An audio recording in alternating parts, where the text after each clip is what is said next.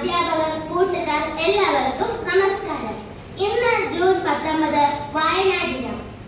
വായിച്ചു വളരുക, ചിന്തിച്ച് വിവേകം നേടുക എന്ന മുദ്രാവാക്യത്തിലൂടെ കേരളത്തെ വായനയുടെ അത്ഭുത ലോകത്തേക്ക് കൈപിടിച്ചുയർത്തിയ പി.എൻ. പണിക്കരുടെ ഓർമ്മദിനമാണ് ഇന്ന്.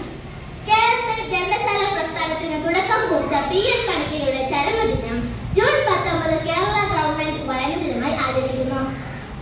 1996 ജൂൺ 19 മുതലാണ് വായന ദിനം ആചരിക്കാൻ തുടങ്ങിയത്. വായനയെക്കുറിച്ച് ഓർക്കുമ്പോൾ തന്നെ, വായനയുടെ പ്രസക്തി എന്താണെന്ന് ചിന്തിക്കുമ്പോൾ തന്നെ നമ്മുടെ മനസ്സിലേക്ക് ഓടിയെത്തുന്ന ഒരു കുട്ടി കവിതയുണ്ട്. കുഞ്ഞുണ്ണി മാഷിന്റെ കവിത. വായിച്ചാലും വളരും, വായിച്ചില്ലെങ്കിലും വളരും, വായിച്ചാൽ വിളയും, വായിച്ചില്ലെങ്കിൽ വളരും എന്ന കവിത വായനയുടെ മൂല്യം മനസ്സിലാക്കുവാൻ ഈ കവിത നമ്മെ സഹായിക്കുന്നു. ഓരോ പുസ്തകവും അറിവിന്റെ അത്ഭുത ലോകമാണ്. ആ ലോകത്തേക്ക് എത്തിച്ചേരാനുള്ള വഴിയാണ് വായന. അറിവ് നേടുക എന്നത് എളുപ്പമുള്ള കാര്യമല്ല.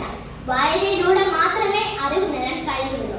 അതുകൊണ്ട് പുസ്തക വായനയുടെ പ്രാധാന്യം നാം കുഞ്ഞുനാൾ മുതൽ അറിഞ്ഞിരിക്കേണ്ട ഒന്നാണ്. വായനശീലം അന്യമായി കൊണ്ടിരിക്കുന്ന പുതുതലമുറയ്ക്ക് വായനയുടെ പ്രാധാന്യത്തെക്കുറിച്ച് ഓർമ്മപ്പെടുത്തൽ കൂടിയാണ് ഓരോ വായന ദിനവും.